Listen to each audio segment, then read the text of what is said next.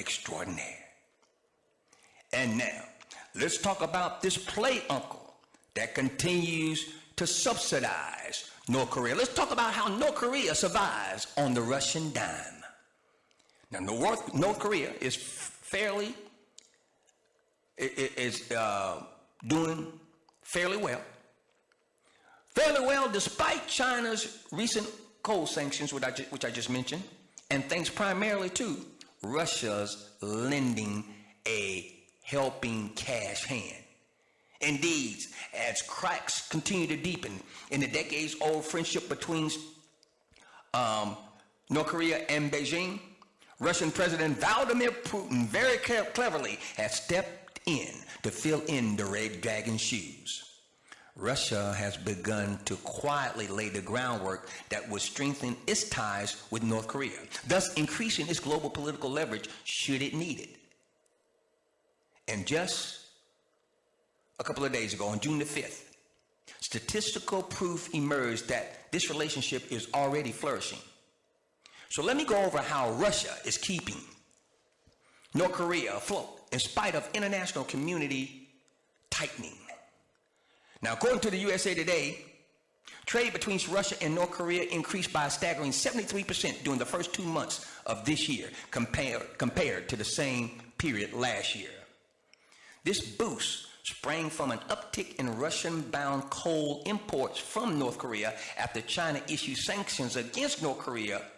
Okay, and those sanctions by China were first temporarily issued on December the 12th, 2016, then expanded indefinitely on February the 19th, 2017, due to North Korea's continuing launching of missiles.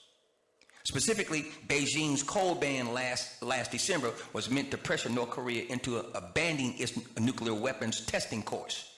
The outcome of these sanctions should have meant quick fiscal devastation for North Korea, especially since the nation's foreign currency is believed to be primarily coming from the millions of tons of coal it sells to China each year. To be clear, there's been some political skepticism that China's moratorium isn't quite so serious.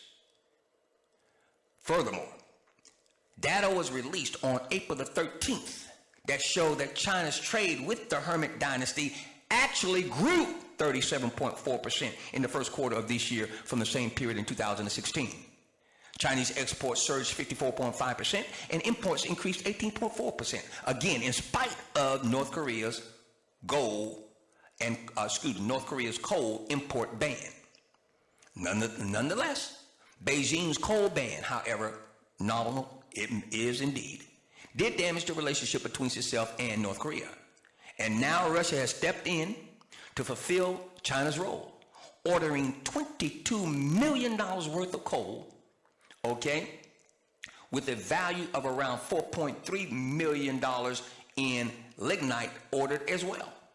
And they also went ahead and agreed to sell $1.2 million worth of oil to North Korea. Now, those aren't huge amounts, especially when China's pre-moratorium consumption of North Korean coal amounted to about $6 billion annually. But it's enough to stoke the flames of this dangerous relationship between Russia and North Korea. Okay? Now, at the end of the day, we also see that Russia and North Korea are starting to do things outside of China more and more. And North Korea is starting to become more defiant towards its stepfather, China. It was just yesterday that North Korea launched additional missiles, and yours truly sent out a tweet about that. Okay? So at the end of the day, we've got a very, very, shall we say, tempest situation developing between Putin and the young renegade leader of North Korea. And trust me, they don't get any more clever, any more cagey, any more intelligent than Vladimir Putin. We need to watch this situation very, very closely.